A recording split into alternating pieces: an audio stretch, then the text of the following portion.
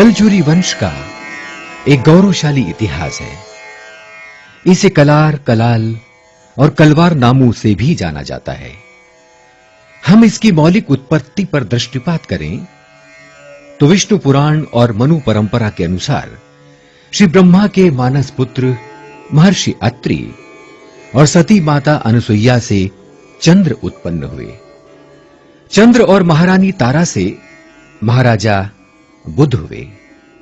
इसी क्रम में महाराजा पुरुरवा हुए, जिन्होंने अपने पूर्वजों के तर्पण हेतु मां नर्मदा को भूमंडल पर अवतरित किया। पुरुरवा से महाराजा आयु, उनसे नाहुष और नाहुष के पुत्र महाराजा ययाति हुए, जिनके पुत्र महाराजा यदु। यहां राजा यदु के 5 पुत्रों में महाराजा सहस्त्रजीत हुए। महाराजा सहस्त्रजीत से महाराजा सत्यजीत और उनसे महाराजा है हुए, जिनसे है वंश आरंभ होता है।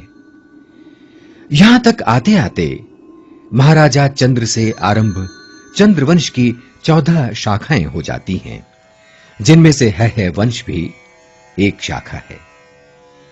है वंश में ही 8वीं पीढ़ी में महाराजा महिष्मान हुए, जिन्होंने कलचुरी वंश की कुल राजधानी महिष्मती अथवा महेश्वर को बसाया।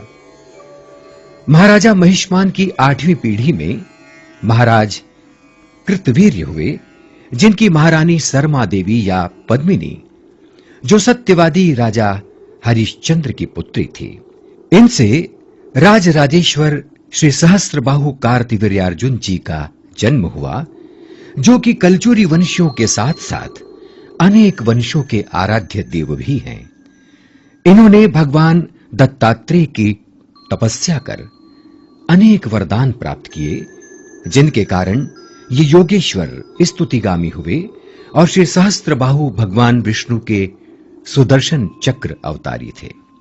ये सुदर्शन चक्र भगवान विष्णु से पूर्व कालक्रम के नाम से भगवान शंकर के पास था। इसलिए श्री सहस्त्रबाहु को धन का देवता या समय का देवता भी माना जाता है।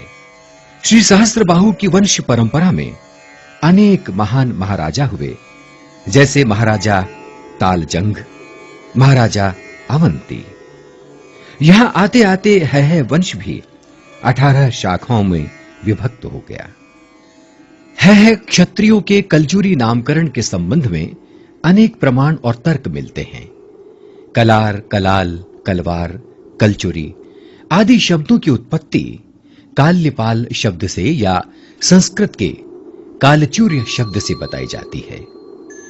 इन कलचुरियों में महाराजा सुद्युमन हुए, जिनके 3 पुत्र नीलध्वज, मयूरध्वज और हंसध्वज थे। इनके वंशजों ने बहुत समय बाद 6वीं शताब्दी से 18वीं शताब्दी तक 1200 वर्ष भारत के किसी न किसी भाग में शासन किया, जो कलचुरी काल के नाम से जाना जाता है।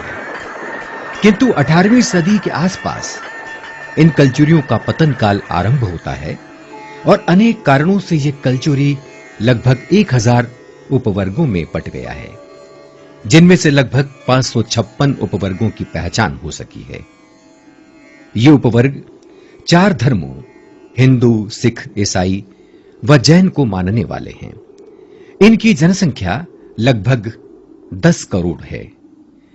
यदि ये समस्त वर्ग उपवर्ग एकीकृत हो जाते हैं तो निश्चित ही भारतवर्ष के पटल पर एक सशक्त आर्थिक, सामाजिक और जो न केवल अपने समाज जनों के उत्थान में सहयोग करेंगे, बल्कि राष्ट्र निर्माण में भी अपना योगदान देंगे।